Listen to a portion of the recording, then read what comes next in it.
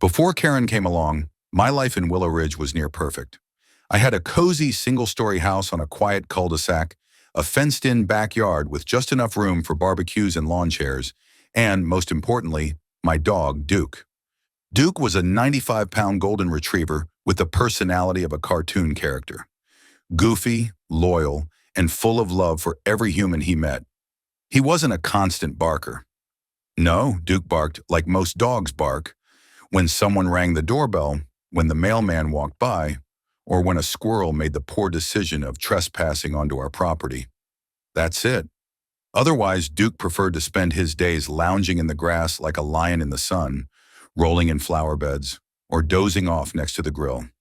If there was ever a perfect dog for suburbia, it was him. But perfect doesn't matter when you have a Karen living across the street. Karen had moved into the neighborhood 3 months after me, and from the very first HOA meeting, I knew she was going to be a problem. She introduced herself not with a handshake or a smile, but with a 3-ring binder labeled Neighborhood Sound Ordinance, Notes and Enforcement Logs. I laughed at first, thinking it was a joke. It wasn't. She claimed to be sensitive to noise, allergic to stress, and on some sort of imaginary crusade to bring auditory harmony to the neighborhood. She had already filed complaints against kids riding bikes too loudly, and the guy 2 doors down who occasionally practiced saxophone. Naturally, it was only a matter of time before she turned her attention to Duke. It began subtly. I'd find notes taped to my door written in capital letters with passive-aggressive smiley faces. Please keep your dog's vocalizations to a minimum. Another one said, I'm sure he's a sweet boy, but my nerves aren't so sweet. She rang my doorbell one morning at 6:30 a.m. just to tell me she'd heard Duke barking at least twice during the night. I reminded her that Duke slept in my bedroom and hadn't made a sound. She accused me of lying. When I pointed out that Duke literally slept at my feet, she responded, then he must be barking in his sleep, and stormed off. At first I tried to be civil. I put up signs asking delivery people not to ring the bell.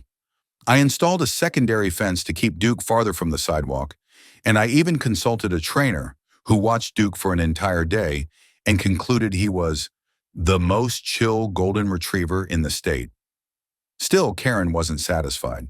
She began filming my house with her phone. I caught her crouching behind a bush with a decibel meter. One time she used a broom to bang on her mailbox while yelling, I'm logging this, as Duke let out a single warning bark from inside the house. Then came the HOA reports. She submitted 3 in 1 week. All rejected, of course, because Duke wasn't in violation of any noise ordinance. The county required continuous barking lasting 10 minutes or more. Duke barely barked for 10 seconds at a time, but that didn't stop her. She escalated. She showed up at the next HOA meeting with printed screenshots of Duke standing in the yard, as if the mere sight of him was offensive. She handed out copies of alternative pet communication training methods to everyone, claiming it was her way of helping the neighborhood achieve animal harmony. It was bizarre. It was invasive. And it was starting to feel like harassment. My neighbors sympathized. They all knew Karen was nuts. But as with most suburban tyrants, people avoided confrontation. They'd nod when she talked and then roll their eyes as soon as her back was turned. One guy even whispered to me, she told me my chimes were emotionally aggressive. I thought I was on a prank show. Despite the shared frustration, no one wanted to poke the bear. But I wasn't most people. I've dealt with petty tyrants before. I knew how to wait. I knew how to watch. And most importantly, I knew how to outplay them. One afternoon, as Duke and I sat on the porch tossing a ball, Karen approached, arms folded, sunglasses perched on her nose like a villain from a made-for-TV movie. She didn't even say hello, just barked, ironically, I've had enough. That dog is a menace. If I hear him one more time, I'll call animal control. Duke, still holding the ball in his mouth, let out a little woof, more like a polite cough than a bark. Karen flinched like he'd fired a shotgun. That was the moment. I saw it in her face. This wasn't about noise. This was about control. Karen wasn't trying to create peace. She was trying to dominate everyone in a 5-house radius with rules, threats, and fake decibel readings. And if Duke, my loyal, lovable, lazy golden retriever, was the tool she thought she could use to do that, Then it was time to teach her a lesson she'd never forget. Karen didn't wait long to escalate after her last warning. The very next morning, I was sipping my coffee and watching Duke nap in a sunbeam when a white city truck pulled up to my curb. Two uniformed animal control officers stepped out and approached the door with solemn expressions like they were delivering a subpoena. Mr. Redacted, we received a complaint about a potential noise violation and failure to control your dog's behavior, one of them said. I blinked, more confused than alarmed. Duke, as usual, was dead asleep. I invited them in, offered coffee, and introduced them to the so-called menace who wagged his tail and rolled over for belly rubs. They looked at each other, then at me. We didn't think this would be necessary, the officer admitted, but protocol says we still have to check. They inspected the yard, reviewed my fencing, and checked Duke's tag and registration, all of which were pristine. After 20 minutes, they left with an apology and a half-hearted warning. If we get multiple calls, we're required to return. It wasn't the last visit. Over the next 2 weeks, animal control returned 3 more times. One officer joked that Duke had become the most investigated dog in the county. Each time they found nothing. No barking, no violations, no signs of abuse or neglect. But Karen kept calling. She reported thunderous barking that shook the windows. She claimed Duke intimidated children with his vocal range. Her complaints bordered on science fiction. And then, unsurprisingly, she convinced the HOA to issue me an official violation notice. Now, the HOA had no real authority over noise complaints. That was a municipal matter. But Karen, ever the manipulator, used a vague clause about maintaining neighborly tranquility to file a formal grievance. The letter read like a satire. It has come to our attention that your canine companion, Duke, has repeatedly disrupted the community's auditory peace. It demanded I take immediate corrective action or face a fine. I called Rick. Yes, the same lawyer who helped me buy the lake in my previous war with a clipboard tyrant. He reviewed the notice, scoffed, and said, "They're bluffing. But if you want to turn this into something more interesting, we could flip the script." That's when I realized I didn't just want to defend myself. I wanted to win. The next HOA meeting was packed. Word had gotten around that Karen was going after the dog, and everyone showed up like it was the season finale of a suburban soap opera. Karen took the floor first, armed with a PowerPoint titled, "The Barkening Community at a Crossroads." Slide after slide showed grainy stills of Duke yawning, barking once, or existing. She quoted made-up statistics. Studies show that a single bark at the wrong time can raise blood pressure by up to 9%. She ended with a dramatic photo of herself holding a noise meter near my house, time-stamped during a thunderstorm. "This is war," she declared, "not just against one dog, but against the death of peace." When it was my turn, I kept it simple. "This is Duke." I pointed to the photo behind me, a poster-sized image of Duke dressed in sunglasses and a Hawaiian shirt. Duke has passed every inspection. He's fully registered, fully contained, and as you all know, about as dangerous as a pillow. I then presented video footage from my porch cam, which showed Duke calmly watching squirrels while Karen stood across the street with a stopwatch and a megaphone. Yes, a megaphone, yelling at passing joggers that decibel terrorism must end. The room erupted in laughter. Karen turned redder than a fire hydrant. Despite the absurdity of it all, the board didn't rescind the violation. Karen had stacked the vote. 2 of her allies backed her motion, and the violation stuck. I was now facing a $200 fine and a warning that future auditory offenses may result in escalated measures. That's when I made a decision. If I was going to be punished for Duke's voice, then I'd give them something to really bark about. I started with positive reinforcement. I noticed that every time Duke heard the phrase, "Where's Karen?" he perked up. It started as a joke. I'd say it and he'd tilt his head, looking around like he expected a squirrel in a pantsuit to pop out of the bushes. One day, while on a walk past Karen's house, I muttered, "Where's Karen?" And Duke let out a sharp bark, not aggressive, just assertive. She happened to be on her porch and nearly dropped her iced tea. It was glorious. That night, I gave him a treat and told him he was a good boy. And so began the training. Duke already knew basic commands: sit, stay, roll over. But now I focused on verbal triggers, "Where's Karen?" became a cue for a firm, well-timed bark. "Bad lawn," prompted two short woofs. "Clipboard alert," unleashed a comically long howl that sounded like a golden retriever singing a power ballad. It was all in good fun. Duke wasn't aggressive. He wasn't even barking at her directly. He was responding to me on private property, doing absolutely nothing illegal. But to Karen, it was psychological warfare. Soon, just seeing Duke in the front yard triggered Karen into a frenzy. She installed more cameras, added a motion sensor to her mailbox, and even placed a handmade sign on her lawn that said, "Respect the sound space." One afternoon, she chased after the mailman, accusing him of startling the dog with aggressive footsteps. When the mailman barked back at her, I nearly collapsed with laughter. Neighbors began catching on. Some started dropping off treats for Duke. Others would come by and say, "Where's Karen?" just to watch him give a proud little bark and wag his tail. It became a neighborhood ritual. Karen, meanwhile, spiraled. She wrote letters to City Hall. She posted in every community Facebook group. She even called a local news station. None of it mattered. Everyone had heard the tapes.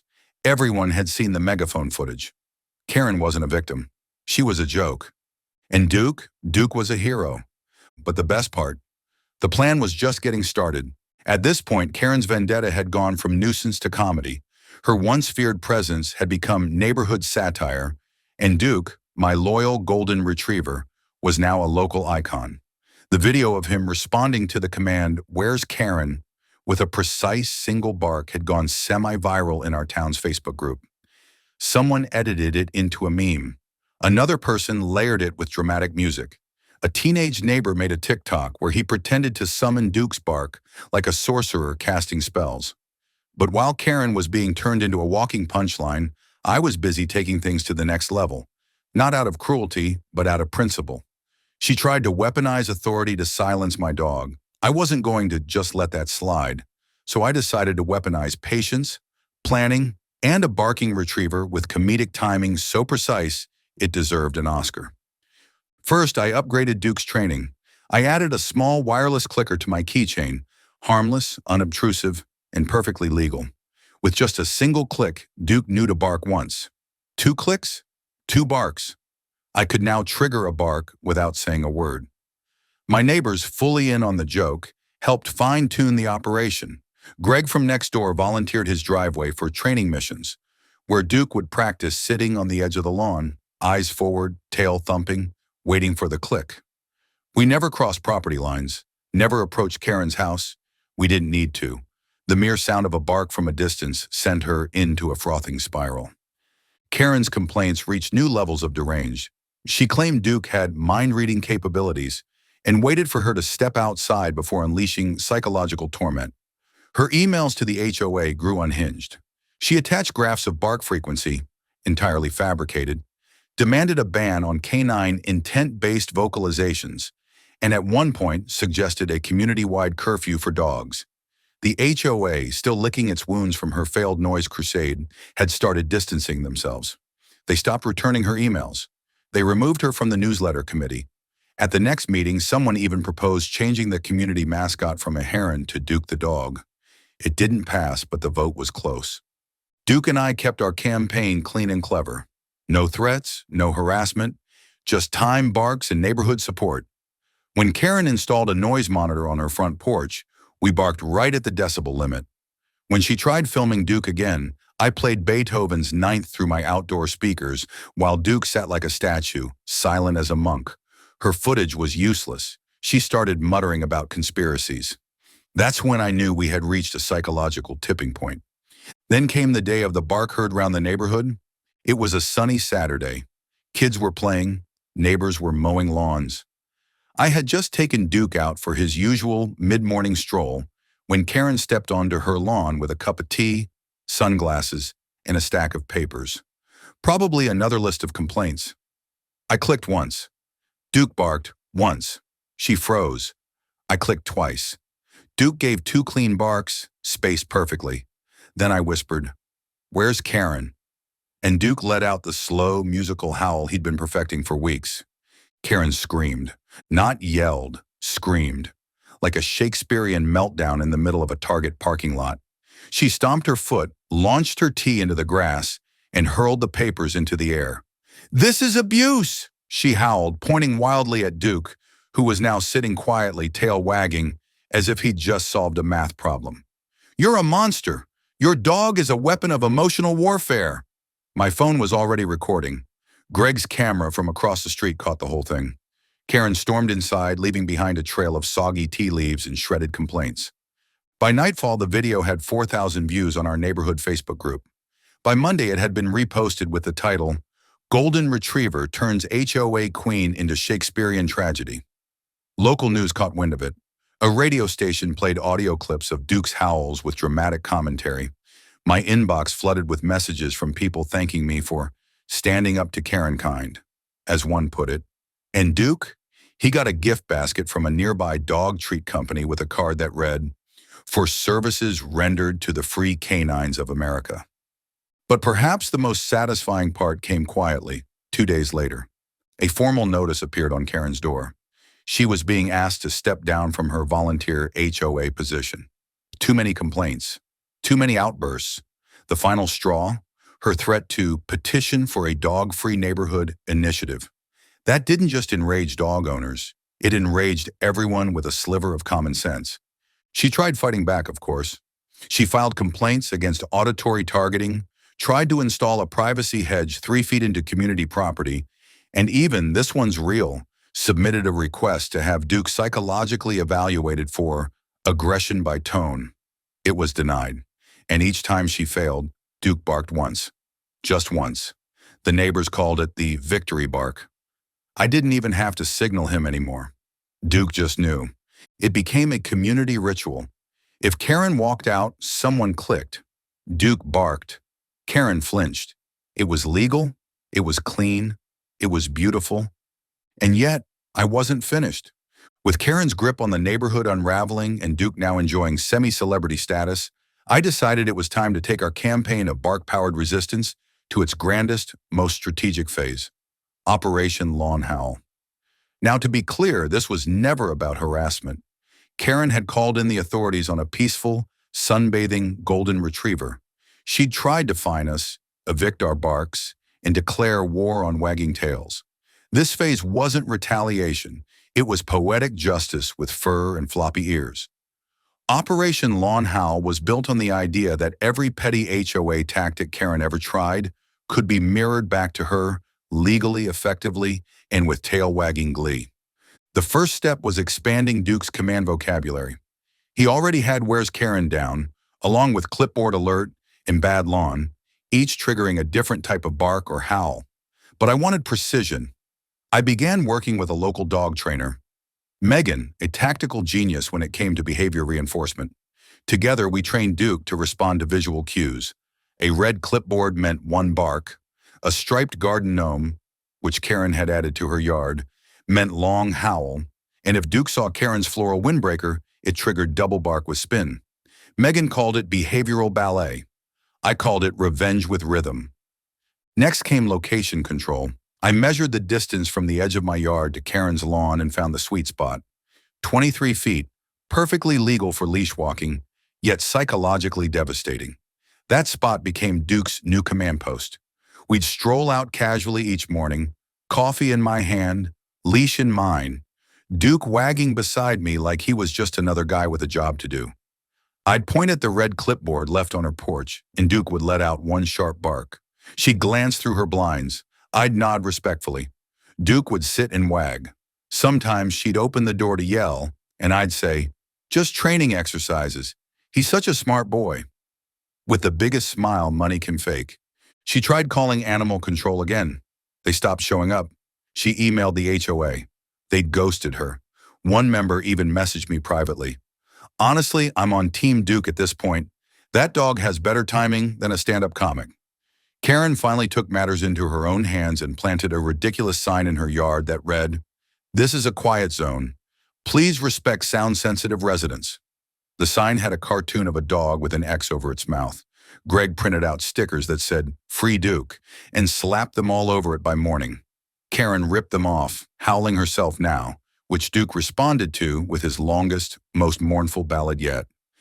Operation Lawn Howl gained community support fast. Duke became a symbol, not just of resistance to Karen, but of everyone's right to live peacefully without fear of fines over bird feeders or porch pumpkins.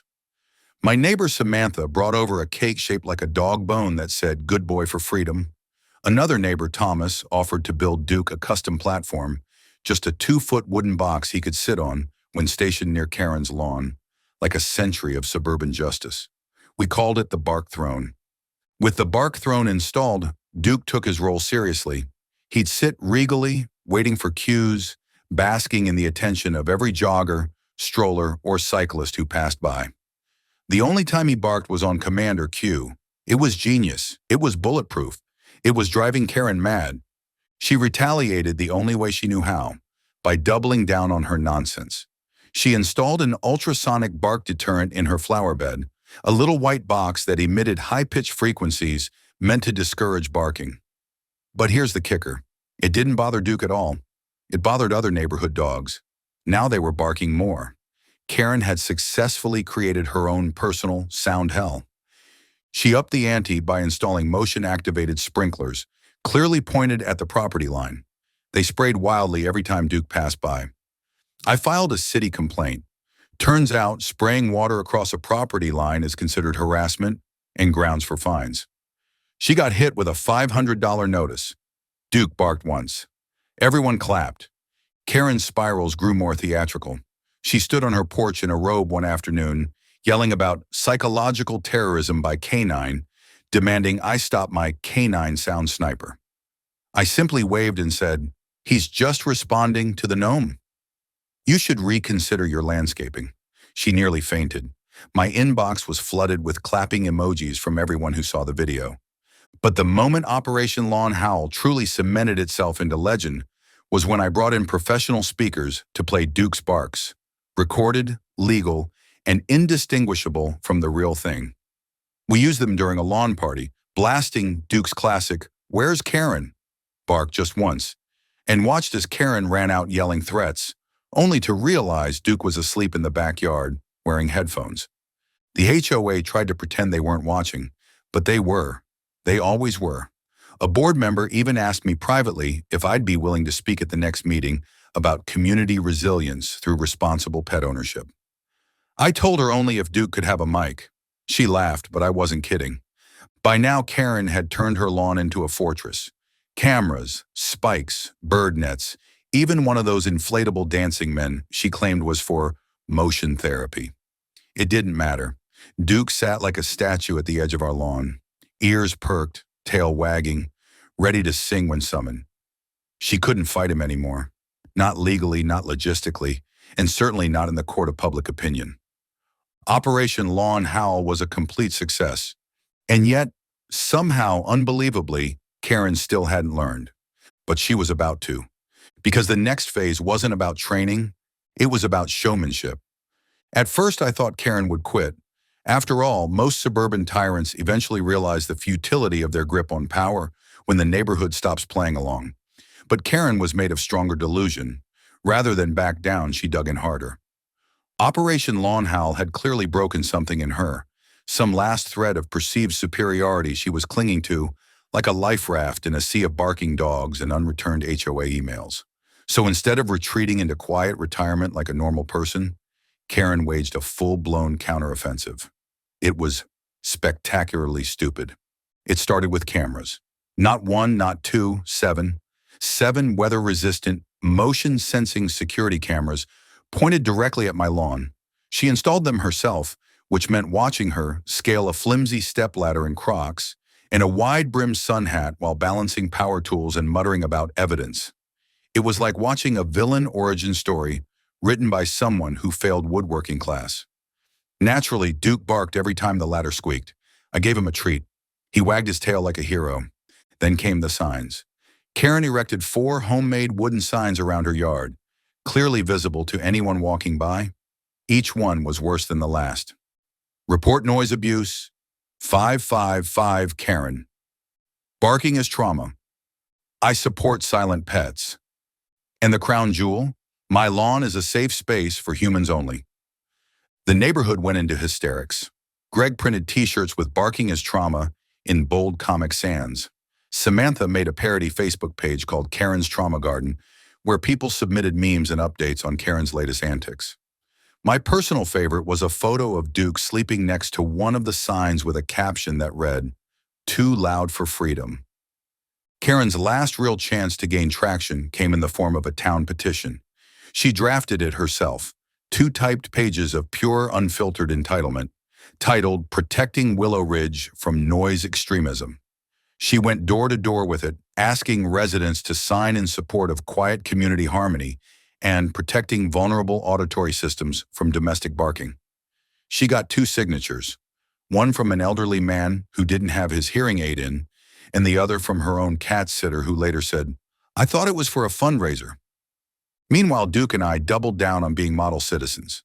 We kept walks short, barks well-timed, and never crossed property lines. We were saints. Karen looked insane.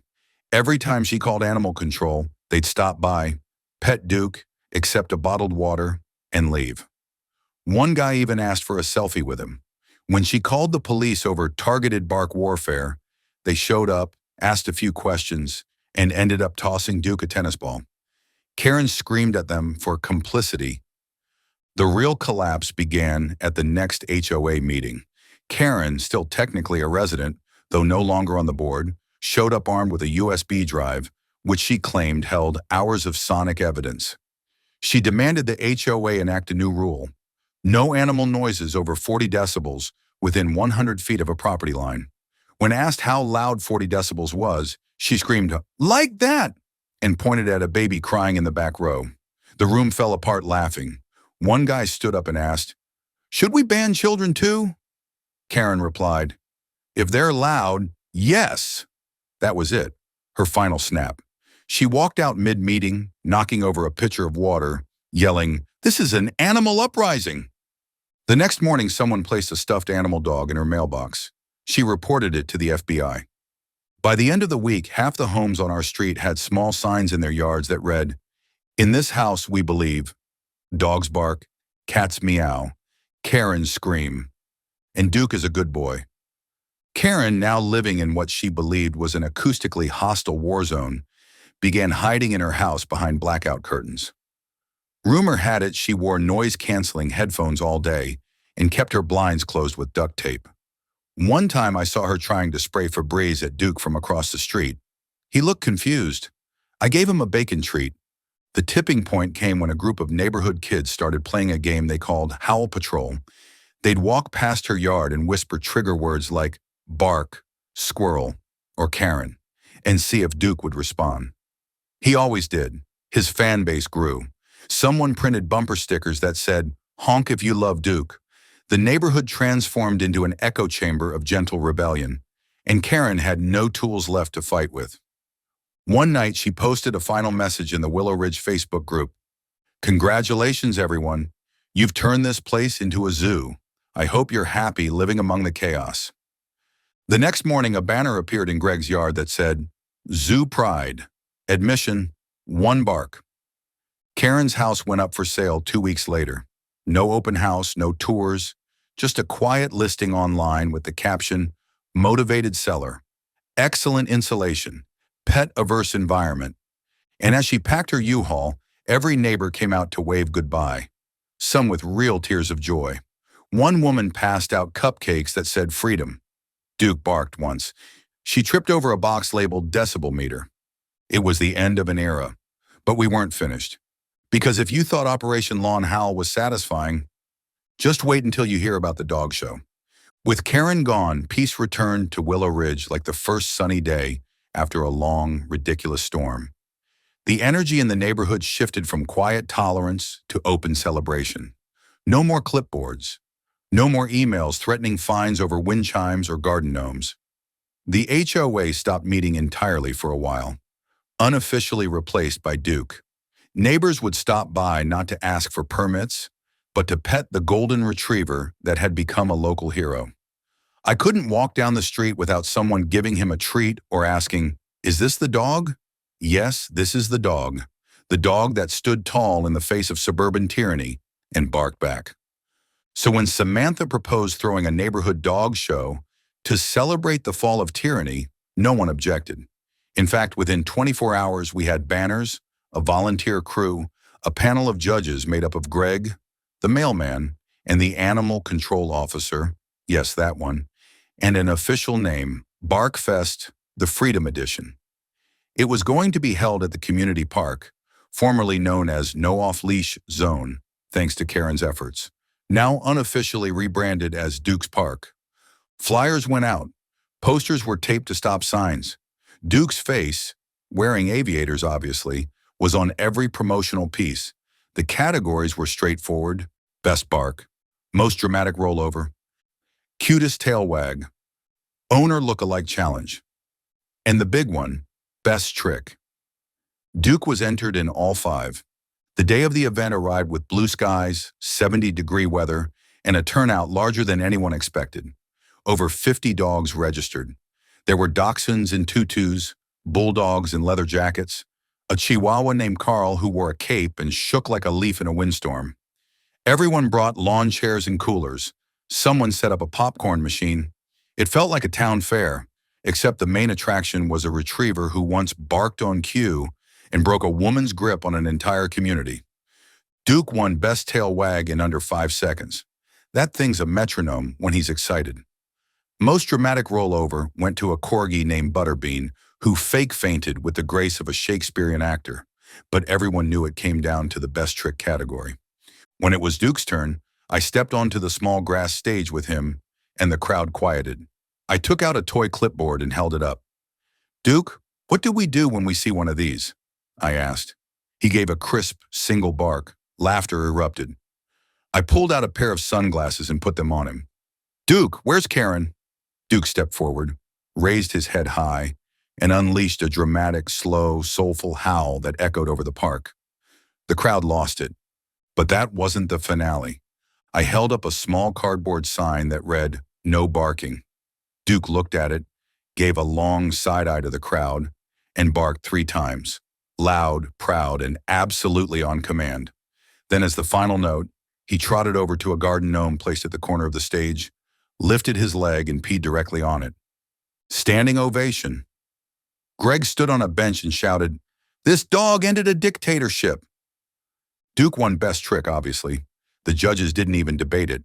The animal control officer handed him the ribbon with tears in his eyes. The mailman saluted. A small child asked if Duke could be the next mayor. The rest of the event turned into an unofficial block party. Someone played music. Coolers popped open. People danced. Duke sat in a folding chair, wearing his blue ribbon and aviators, panting happily as a dozen people lined up to take selfies with him. Later that evening, as the sun set, we walked home. Duke still wearing his ribbon like a crown. We stopped at the edge of what used to be Karen's lawn. Her house sat dark, lifeless, still unsold. Duke looked at it, barked once, and wagged his tail. I looked down at him. "Good boy," I said. And in that moment, I realized the war was over, not just against Karen, but against every absurd, power-drunk, clipboard-toting neighbor who ever thought barking dogs, garden gnomes, or Halloween decorations were personal threats. Duke wasn't just a good boy, he was a symbol of resistance, of community, of a neighborhood that refused to be silenced. And yes, of one man's incredibly petty, perfectly executed